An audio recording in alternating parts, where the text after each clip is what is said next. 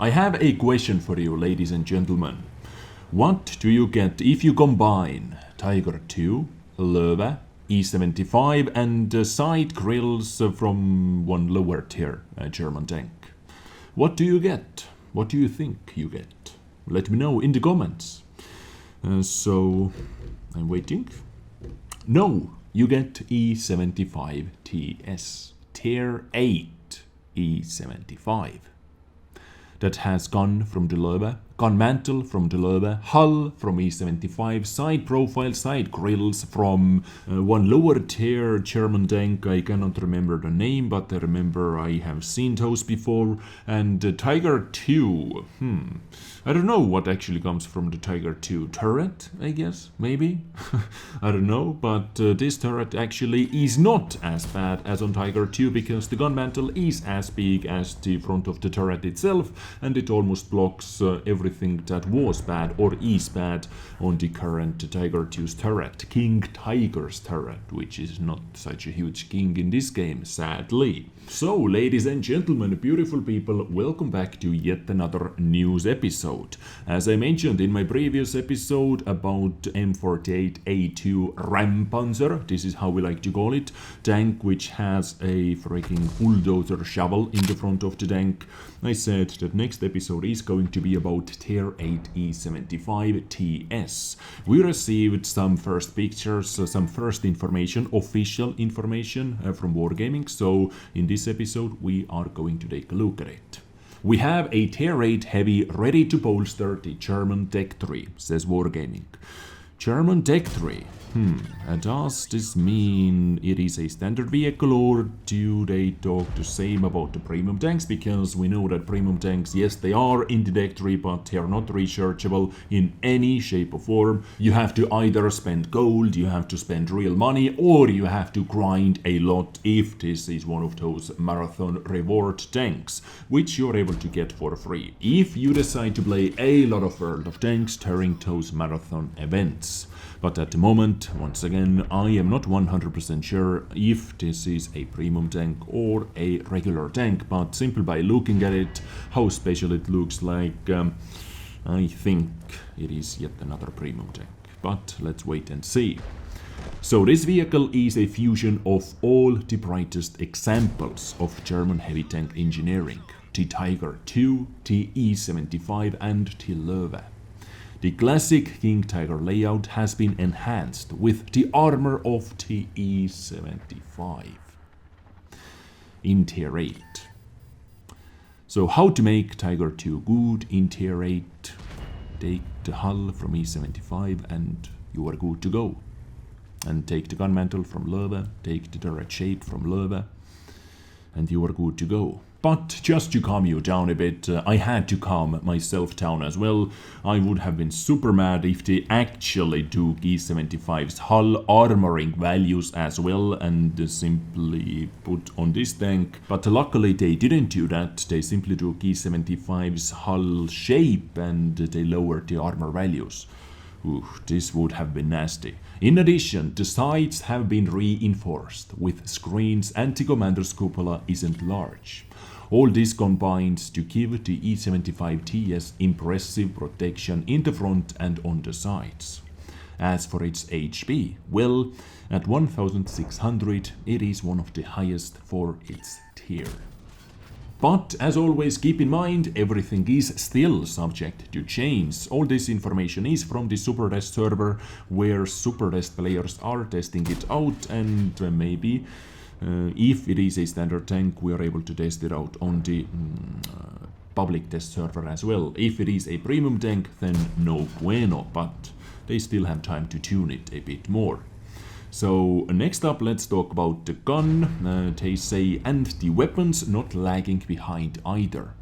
Nice wording. This heavy carries a 105mm cannon with an armor penetration of 227mm of penetration with a standard AP shell, and 282, not bad, premium penetration with an APCR round. So ammunition choices are exactly the same as on Löwe, but Löwe gets just a bit more penetration, both on standard rounds and on premium rounds. But the gun looks almost exactly like from the Löwe itself. Anyway, let's move on. It will take 12.3 seconds to reload and it offers 360 damage with each shot, if you're able to penetrate and on average. Knowing the German RNG, you most likely get 300 average. The accuracy is fine at 0.35 at 100 meters, so the dispersion is 0.35. You might think that none of these stats, stand out at first glance. Okay, didn't I just read that the standard penetration is 227 millimeters, which is already really good on a tier 8 heavy tank? Premium shell penetration 282 is already really good on a tier 8 heavy tank. And as for its HP, you said, well, at 1600 it is one of the highest for its tier. I would say we have quite a few impressive things over here already, in my eyes at least, and if this tank is a premium tank, you should stop over there. Premium tanks really shouldn't be 10 times better compared to the Tech 3 vehicles from the same tier. But anyway, they were talking about that none of those stats actually stand out at first glance. You would be right looking at them individually, but together they come together to make one of the most effective weapons at this tier.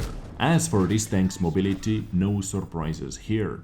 Its maximum top speed is 30 km per hour, but this heavy picks up pace quite quickly. So this means it actually has quite a powerful engine and decent power to weight ratio. This means you can support an attack and get back to defend when needed. The E-75TS isn't full of surprises in terms of its playstyle. This is a German heavy tank after all, which can both absorb hits and return fire. In fact, the solid weapon and armor will help you cope with any situation or enemy you encounter. Well, I don't know about that. In tier 8 battles, in tier 9 battles, yes, this seems to be really strong, but the biggest flaw, the biggest con on any tier 8 tank in this game is still that it is a tier 8. It is able to face plus 2 tiers, it is able to face tier 10 behemoths. In tier 10 we have some nasty tanks, and I cannot see this tank even as good as it looks on the paper at the moment. I do not see it doing super hot versus any tier 10 tanks, versus tier 10 heavy tanks especially.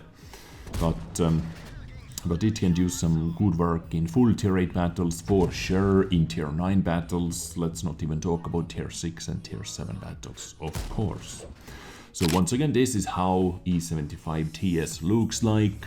The tracks are from E-75/Löwe, exactly the same tracks on both tanks. Hull shape looks identical in the front, at least almost identical, not 100%, but almost identical to the E-75's hull shape.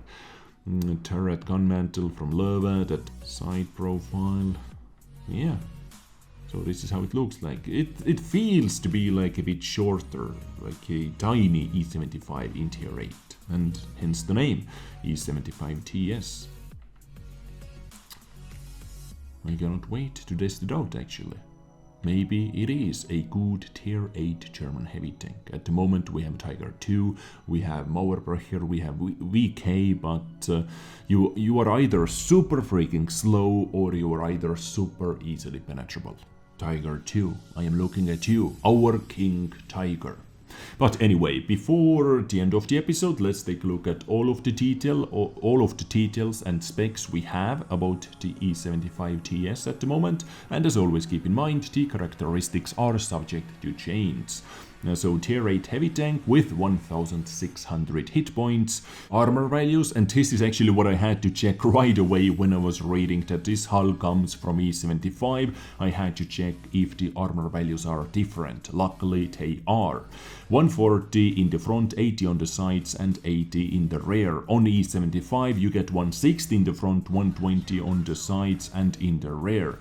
Tiger 2 actually has better frontal armor on paper, 150 in the front, 80 on the sides and 80 in the rear, but the lower plate is not angled as good as over here.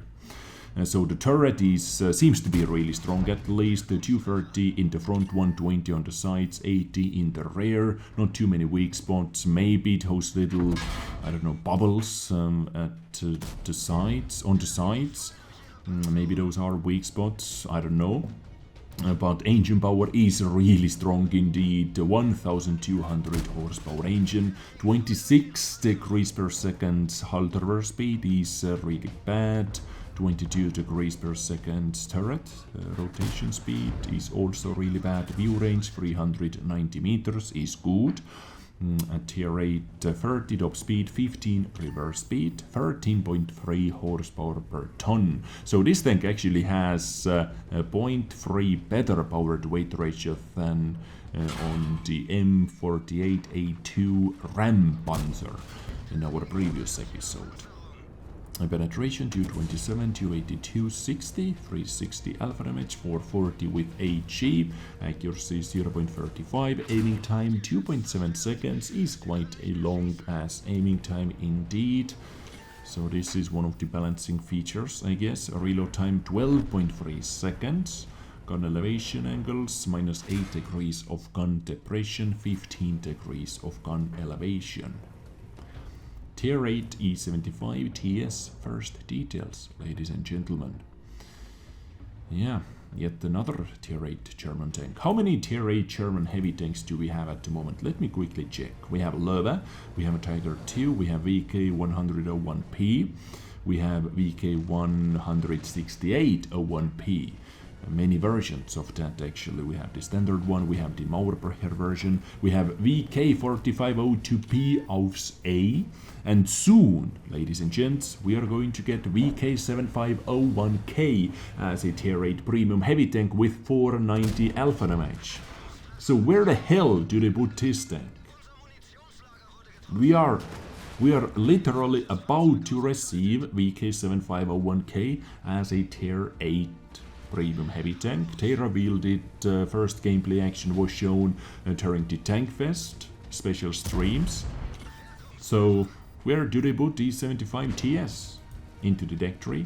I don't know. They are releasing way too many tanks lately. It is hard to keep up, even if I'm making an episode, or even if I try to make an episode about every single new tank they release. I try my best to do that. I try my best to keep you posted, up to date, what is happening in this game. And if you want to keep up to date, if you want to keep yourself up to date, hit that subscribe button so you are going to be notified when I upload yet another episode. This is me done talking about E-75TS, so let me know what you think about that in the comments down below, please do that. I catch you next time with something else. Stay awesome, take care, and bye.